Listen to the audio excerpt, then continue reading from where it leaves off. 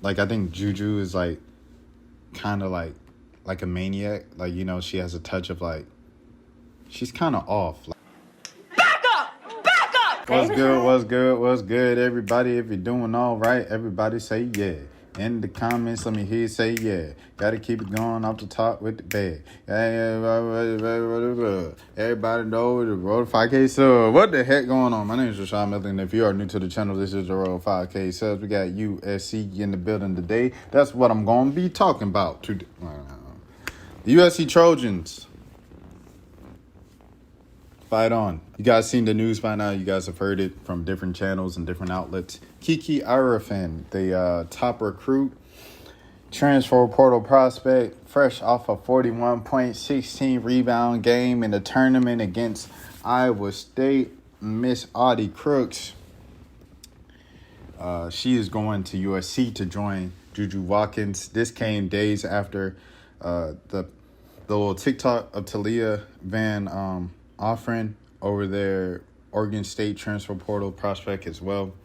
And Kiki were in the little bathroom doing the little dance, the little TikTok dance and whatnot. And everyone was like, oh my gosh, what if it happens? And so we already have one half of it. If Talia comes out, that's a whole nother thing.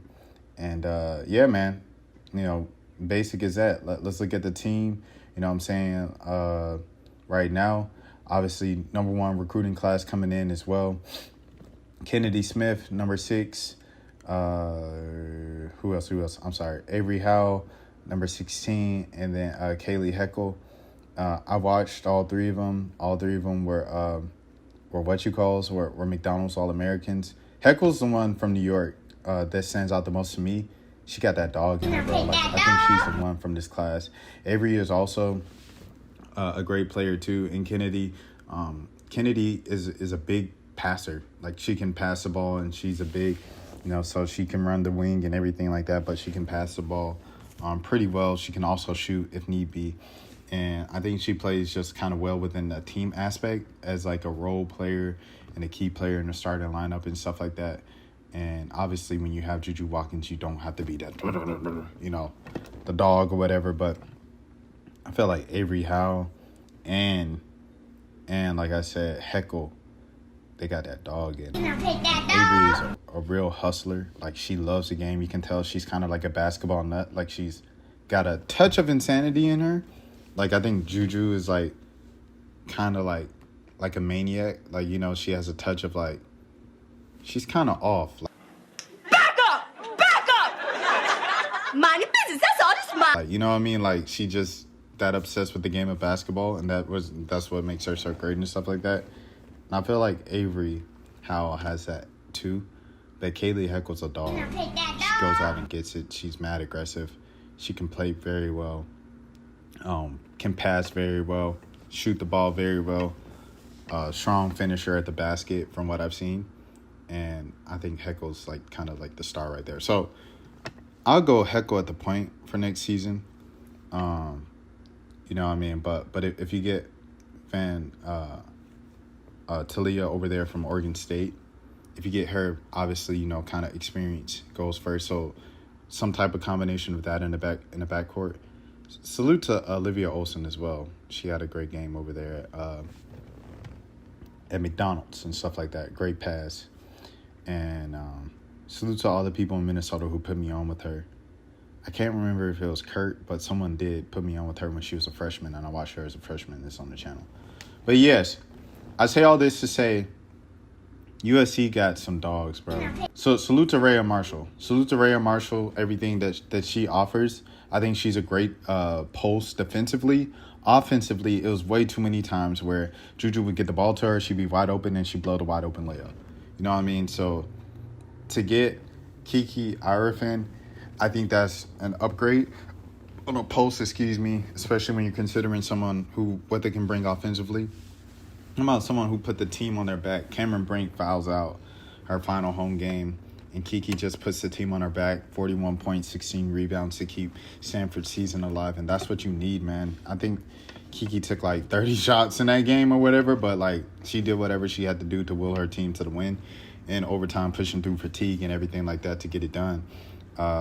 Van Hoffen, same thing over there. Talia, over there at Oregon State, same thing. Reagan Beers goes down.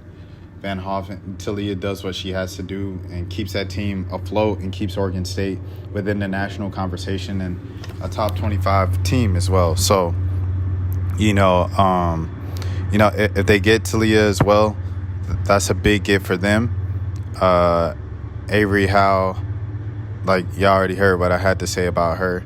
I think they have a pretty good team coming back. And then obviously, I say all of this to say this, the basic thing that you guys all know. I said it during the season, watching Juju and watching USC a lot this season. Respectfully to the rest of the team, Mackenzie Forrest did what she did as a transfer and everything like that, as a great scorer. Held her down, especially, I think, in the Pac-12 championship game. Juju only had like 7 points. She was banged up the entire tournament. And Mackenzie really stepped up and did what she had to do to give USC that championship. And without that, they might not have been a 1 seed, if they didn't win the Pac-12 championship and stuff like that. So salute to Mackenzie Forbes for sure. At the end of the day, it was way too much Juju one-man show. And, that's not sustainable model for 4 years. I know she did that in high school, but I don't know if she could do that 4 years of college and then go into the WNBA and try to have some type of sustainability. So it was pivotal for her before she left her hometown and got into that portal that USC had a good offseason. And I think that's exactly what they did this year. And they put themselves or kept themselves in that upper echelon because they were already a 1 seed. But they kept themselves in that upper echelon, and I think they even got better this year.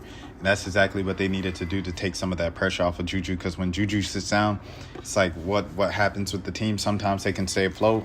Other times they look like they never played basketball. So, to add this type of depth of the Avery Howells, to add this type of depth with the Heckels, to add this type of depth with the Kennedy Smiths, I think that's huge. And so far, my starting lineup would be, if you do get Van Hoffen, would be Heckel at the 1, Van Hoffen at the 2, Juju at the 3, Iriafen at the 4, and I still have Rhea Marshall at the 5. And then coming off the bench, you have Kennedy Smith. You have did I already say Howell? I don't think I said Howell. You have Howell coming off the bench. You have, hold on, let me see, because I also like the PG. Oh, she's a grad. Dang, Kayleigh. That was her grad year. Well, she won't be back, but you have those coming off the bench. You got the other big coming off the bench, and then you have Aaliyah Gales as well. Aaliyah Gales didn't really play that much last season, but it'll be interesting to see if she does play this season. Former McDonald's All-American, of course, had that incident in Vegas coming out of high school and has bounced back and recovered and found her way back onto the court. It'd be interesting to see. But, I mean, what I named, that was enough. You see, UConn made it with, 6-7 players? And USC made it as far as they did with, about 2-3, respectfully. 2-3, maybe. Being generous here. So, USC definitely, bolted up this year. No pun intended. And I think it'd just be interesting to see what they can do this season. But lots to be excited for over there in Los Angeles. That's all I have to say, man. What do you think? Who are you looking kind of forward to and stuff like that? I know UConn got the Princeton transfer today. She averaged like 15 points and stuff like that. And that Sarah Strong kid, bro. I finally watched her, bro, today. She could shoot. And Joel told me, he said, the main thing with UConn, if you got some three-point shooters, bro, you good to go. They got Sarah Strong. They got Caroline coming back. They got AZ coming back. They already have Paige. Them 4 on the perimeter shooting threes, bro. It's something. If them jokers stay healthy. But that's the thing with UConn. If they stay healthy. Because you know what happened last season. And the season before that. And the season before that. So if them jokers stay healthy, I think UConn's going to be a force to be reckoned with. Obviously, South Carolina, you have to respect the defending champs. Cardoso is going to be something that they do definitely have to replace, but they still got a lot. Joyce Edwards, also pretty solid player, pretty solid prospect and player over there and stuff like that. But yeah, that Sarah Sean kid, bro, is good, really good. Let me think. Anything else I want to say? I think that's it. Thank you for tuning in and all that good stuff. Shout out Tommy Richmond. $1 Million Baby is like the song of the year, in my opinion. Shout out to Fisher as well. I think Fisher might be the song of the summer. And then $1 Million Baby might be the song of the year. I don't know though. And Anicia 2 with Back Outside. Great song. Random thoughts. Until next time, you guys take care of yourselves. Peace out.